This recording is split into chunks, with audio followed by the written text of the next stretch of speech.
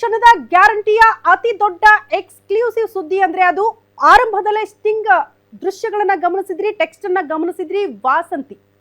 Vasanthi Amar IAS ಅಧಿಕಾರಿ ಕಂದಾಯ ಇಲಾಖೆಗಳ ನಿಯಮಗಳನ್ನ ಗಾಳಿಗೆ ತೂರಿ, ಇನ್ಫ್ಯಾಕ್ಟ್ ಸರ್ಕಾರದ ನಿಯಮಗಳನ್ನ ಗಾಳಿಗೆ ತೂರಿ ಯಾವ ರೀತಿ ಸರ್ಕಾರಿ ಜಮೀನನ್ನ ಮಾರಾಟ ಮಾಡಲಾಗಿದೆ ಅನ್ನುವಂತಹ ಆರೋಪಕ್ಕೆ ಸಂಬಂಧಪಟ್ಟಂತೆ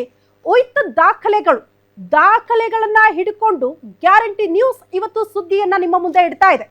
ಜಸ್ಟ್ ಆರೋಪ ಇಲ್ಲ ಸಲ್ಲದ ಸುದ್ದಿಗಳನ್ನ ನಾವು ಬಿತ್ತರ ಮಾಡಲ್ಲ, ಬದಲಾಗಿ ಸಾಕ್ಷಿಗಳ ಸಮೇತ ಯಾವ ರೀತಿ ಆರೋಪವನ್ನ ವಾಸಂತಿ ಅಮರ್ ಐಎಎಸ್ ಅಧಿಕಾರಿ ಎದುರಿಸ್ತಿದ್ದಾರೆ, ಸರ್ಕಾರಿ ಭೂಮಿಯನ್ನ ನಿಯಮಗಳನ್ನ ಮೀರಿ ಯಾವ ರೀತಿ ಬೇರೆಯವರಿಗೆ ಅದು ಮಾರಾಟ ಆಗಿದೆ, ಬೇರೆ ರೀತಿ ಮಾರಾಟ ಆಗಿದೆ ಅನ್ನೋದಕ್ಕಿಂತ ಖಾಸ್ಗಿ ಅವರ ಹೆಸರಿಗೆ ಹೇಗೆ ಖಾತೆಯನ್ನ ಮಾಡಿಕೊಡಲಾಗಿದೆ, ಅವರ ಹೆಸರಿಗೆ ಹೇಗೆ ವರ್ಗಾವಣೆ ಮಾಡಲಾಗಿದೆ, ಅದಕ್ಕೆ ಸಂಬಂಧಪಟ್ಟಂತಹ ಸಂಪೂರ್ಣ ಮಾಹಿತಿಯನ್ನ ಗ್ಯಾರಂಟಿ ನ್ಯೂಸ್ ನಿಮ್ಮ ಮುಂದೆ ಇಡ್ತಾ ಹೋಗುತ್ತೆ. ಕಂದಾಯ ಇಲಾಖೆಯ ಅಧಿಕಾರಿಯ ವಿರುದ್ಧ ಎಫ್ಐಆರ್ ದಾಖಲಾಗಿದೆ. ಬೆಂಗಳೂರು ಉತ್ತರ ಜಿಲ್ಲೆ ಉಪ ವಿಭಾಗದ ಜಿಲ್ಲಾಧಿಕಾರಿಯಾಗಿದ್ದ ವಾಸಂತಿ ಅಮರ್ 100 ಕೋಟಿ ಮೌಲ್ಯದ ಸರ್ಕಾರಿ ಜಮೀನು ಖಾಸ್ಗಿ ಅವರಿಗೆ ಖಾತೆ ಮಾಡಿಕೊಟ್ಟಂತಹ ಆರೋಪವನ್ನ ಎದುರಿಸಿದ್ದಾರೆ ಐಎಎಸ್ ಅಧಿಕಾರಿ.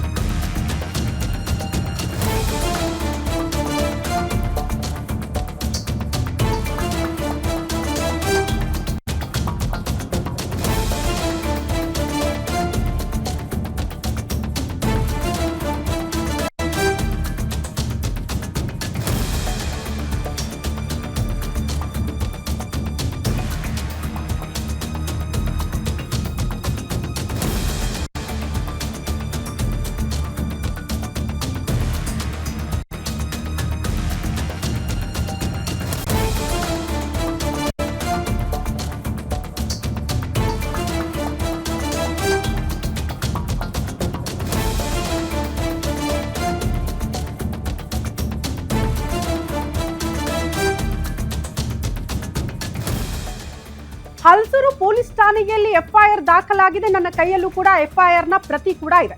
ಕಂದಾಯ ಇಲಾಖೆಯ ಅಧಿಕಾರಿ ಅಕ್ರಮದ ಬಗ್ಗೆ ಈ ಹಿಂದೆ ಗ್ಯಾರಂಟಿ ನ್ಯೂಸ್ ಸುದ್ದಿ ಪ್ರಸಾರ ಮಾಡಿತ್ತು. ಕಾನೂನು ಮೀರಿ ಆದೇಶವನ್ನ ವಾಸಂತಿ ಅಮರ್ ಹೊರಡಿಸಿದ್ರು. ಐಎಎಸ್ ಅಧಿಕಾರಿ ವಾಸಂತಿ ಅಮರ್ ವಿರುದ್ಧ ಇದೇ ವಿಚಾರಕ್ಕೆ ಸಂಬಂಧಪಟ್ಟಂತೆ ದೂರು ದಾಖಲಾಗಿತ್ತು. ದೂರಿನ ಅನ್ವಯ ಎಫ್ಐಆರ್ ಕೂಡ ದಾಖಲಿಸಿಕೊಂಡಿದ್ದಾರೆ ಪೊಲೀಸರು. ಬೆಂಗಳೂರು ಉತ್ತರ ಜಿಲ್ಲೆ ಉಪ ವಿಭಾಗದ ಜಿಲ್ಲಾಧಿಕಾರಿಯಾಗಿದ್ರು ವಾಸಂತಿ ಅಮರ್. 100 ಕೋಟಿ ಮೌಲ್ಯದ ಸರ್ಕಾರಿ ಜಮೀನು ಖಾಸ್ಗಿ ಅವರಿಗೆ ಖಾತೆ ಮಾಡಿಕೊಟ್ಟಂತಹ ಆರೋಪ.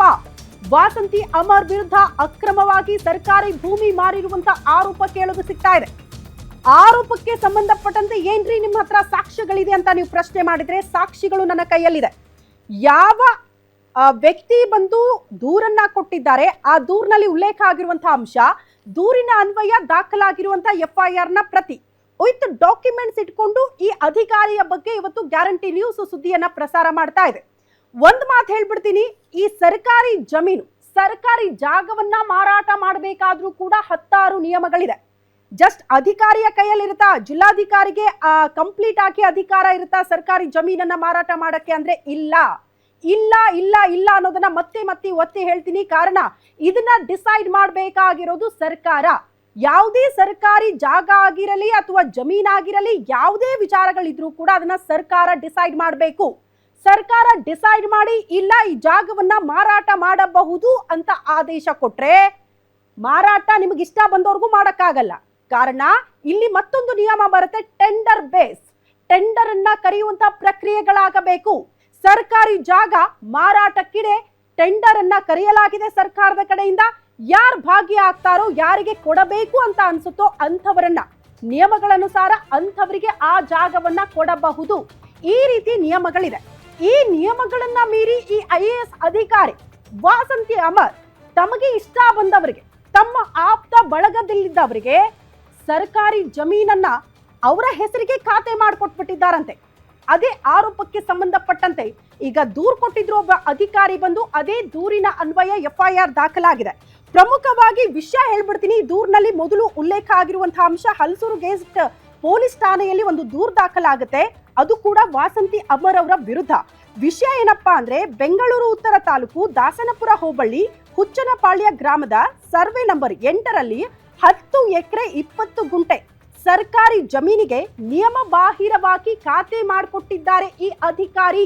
ನಿಯಮಗಳನ್ನ ಗಾಳಿಗೆ ತೂರಿ ತಮಗೆ ಇಷ್ಟ ಬಂದವರಿಗೆ, ಖಾಸಗಿ ವ್ಯಕ್ತಿಗೆ ಈ ಸರ್ಕಾರಿ ಜಮೀನಿನ ಖಾತೆ ಮಾಡಿಕೊಟ್ಟಿದ್ದಾರೆ ಅನ್ನುವಂತಹ ಆರೋಪಕ್ಕೆ ಸಂಬಂಧಪಟ್ಟಂತೆ ಇದರ ವಿರುದ್ಧ ಸೂಕ್ತ ಕ್ರಮ ಆಗಬೇಕು, ಇದರ ವಿರುದ್ಧ ಸೂಕ್ತ ರೀತಿಯಲ್ಲಿ ತನಿಖೆ ಆಗಬೇಕು ಅನ್ನೋ ನಿಟ್ಟಿನಲ್ಲಿ ಇದೇ ಹಲಸೂರು ಗೇಟ್ ಠಾಣೆಗೆ ಬಂದು ಒಬ್ಬ ಅಧಿಕಾರಿ ದೂರು ದಾಖಲು ಮಾಡ್ಕೊಳ್ತಾರೆ. ಆ ದೂರು ಕೊಟ್ಟವರು ಯಾರು ಅನ್ನುವಂತಹ ವಿಚಾರವನ್ನ ಕೂಡ ನಾನು ನಿಮ್ಗೆ ಹೇಳ್ಬಿಡ್ತೀನಿ. ಯಾರೀಗ ದೂರು ದಾಖಲು ಮಾಡಿದ್ದಾರೆ ಅಂತ ಆದ್ರೆ ಪ್ರಶಾಂತ್ ಕಾನಗೌಡ ಪಾಟೀಲ್, ಇವರು ಕೂಡ KS ಅಧಿಕಾರಿ. ಅವರು ಮೊದಲು ಬಂದು, ಈ ಪ್ರಶಾಂತ್ ಕಾನಗೌಡ ಪಾಟೀಲ್ ಅವರು ಮೊದಲು ಬಂದು ಹಲಸೂರು ಗೇಟ್ ಠಾಣೆಗೆ ಒಂದು ದೂರನ್ನ ಕೊಡ್ತಾರೆ. ಆದರೆ ದೂರಿನ ಅನ್ವಯ ಪೊಲೀಸರು ಈಗ FIR ಅನ್ನ ಕೂಡ ದಾಖಲು ಮಾಡ್ಕೊಂಡಿದ್ದಾರೆ. ಸಹಜ ಅಲ್ವಾ? ಸರ್ಕಾರಿ ನಿಯಮಗಳನ್ನ ಗಾಳಿಗೆ ಮೀರಿ ತೂರಿ, ಕಂದಾಯ ಇಲಾಖೆಯ ನಿಯಮಗಳನ್ನ ಗಾಳಿಗೆ ತೂರಿ, ಅಧಿಕಾರ ಇದೆ ಅಂದ ಮಾತ್ರಕ್ಕೆ ನೀವು ಆಡಿದ್ದೆ ಆಟ. ನಾನೇ ಒಂದು ನಿಯಮ ಕ್ರಿಯೇಟ್ ಮಾಡ್ತೀನಿ, ಈ ನಿಯಮಗಳನ್ನ ಗಾಳಿಗೆ ತೂರಿ ನಾನ್ ಬೇಕಾಬಿಟ್ಟಿಯಾಗಿ ದುಡ್ಡು ಮಾಡ್ಕೊಳ್ತೀನಿ, ಯಾವುದೋ ಜಾಗ ಇನ್ಯಾರಿಗೋ ಮಾಡ್ಕೊಟ್ಟು ಬಿಡ್ತೀನಿ ಅಂತ ಹೇಳೋದಕ್ಕೆ ನಿಮ್ಮ ಮನೆ ಆಸ್ತಿನ ಅದು ಅಲ್ಲ ತಾನೆ? ಸರ್ಕಾರಿ ಜಾಗ ತಾನೆ? ಸರ್ಕಾರಿ ಜಾಗವನ್ನ ನಿಯಮ ಮೀರಿ ಹೆಂಗ್ರಿ ನೀವು ಬೇರೆಯವರ ಹೆಸರಿಗೆ, ಖಾಸಗಿ ವ್ಯಕ್ತಿಯ ಹೆಸರಿಗೆ ಖಾತೆ ಮಾಡಿಕೊಟ್ರಿ ಅನ್ನೋದನ್ನ ಅವ್ರು ಪ್ರಶ್ನೆ ಮಾಡ್ತಿದ್ದಾರೆ. ಅದೇ ಪ್ರಶ್ನೆಯ ಅನುಸಾರ ಒಂದು ದೂರನ್ನ ಕೊಟ್ಟಿದ್ದಾರೆ. ದೂರಿನ ಅನ್ವಯ ಇವರ ವಿರುದ್ಧ ಕ್ರಮ ಆಗಬೇಕು ಅಂತ. ಇದೇ ವಿಚಾರಕ್ಕೆ ಸಂಬಂಧಪಟ್ಟಂತೆ ವಾಸಂತಿ ಅಮ್ಮರವರು ನ್ಯಾಯಾಲಯದ ಮೆಟ್ಟಿಲು ಹತ್ತಿದ್ರು, ಹೋರಾಟ ಮಾಡಬೇಕು ಅಂತ. ಅಲ್ಲೂ ಕೂಡ ಹಿನ್ನಡೆಯಾಗಿದೆ. ಸಹಜವಾಗಿ ನ್ಯಾಯಾಧೀಶರು ಅಭಿಪ್ರಾಯ ವ್ಯಕ್ತಪಡಿಸಿದ್ದಾರೆ. ದೂರಿನ ಅನ್ವಯ ದೂರು ದಾಖಲು ಮಾಡ್ಕೊಳ್ಬೇಕು, FIR ಆಗಿ ಸೂಕ್ತ ರೀತಿಯಲ್ಲಿ ತನಿಖೆ ಆಗಬೇಕು. ಯಾರೆಲ್ಲ ತಪ್ಪಿತಸ್ಥರಿದ್ದಾರೋ, ಯಾರೆಲ್ಲ ನಿಯಮಗಳನ್ನ ಗಾಳಿಗೆ ತೂರಿ ಈ ರೀತಿ ಸರ್ಕಾರಿ ಜಮೀನನ್ನ ಬೇರೆಯವರ ಹೆಸರಿಗೆ ಅದನ್ನ ಖಾತೆ ಮಾಡಿಕೊಟ್ಟಿದ್ದಾರೋ ಅಂಥವರ ವಿರುದ್ಧ ಕ್ರಮ ಆಗಬೇಕು ಅಂತ ನಾವಲ್ಲ, ಇನ್ಫ್ಯಾಕ್ಟ್ ನ್ಯಾಯಾಧೀಶರ ಅಭಿಪ್ರಾಯ ವ್ಯಕ್ತಪಡಿಸಿದ್ದಾರೆ. ಕೋರ್ಟೆ ಈ ಆದೇಶವನ್ನ ನೀಡಿರೋದ್ರಿಂದ ಆದೇಶದ ಅನ್ವಯ ಇವರ ವಿರುದ್ಧ ಕೂಡ ತನಿಖೆ ಆಗಬೇಕು, ಇವರ ವಿರುದ್ಧ ಕೂಡ ಕ್ರಮ ಆಗಬೇಕು ಅಂತ ದೂರು ಕೊಟ್ಟವರಾದಿಯಾಗಿ ಕೆಲವರು ಈ ವಿಚಾರಕ್ಕೆ ಸಂಬಂಧಪಟ್ಟಂತೆ ಒತ್ತಡ ಹಾಕ್ತಿದ್ದಾರೆ ಅನ್ನೋದು ಕೂಡ ಬಹಳ ಸ್ಪಷ್ಟ. ಪ್ರಮುಖವಾಗಿ ಕಂದಾಯ ಇಲಾಖೆ, ಅದರ ಸಚಿವರು ಕೃಷ್ಣ ಬೈರೇಗೌಡರು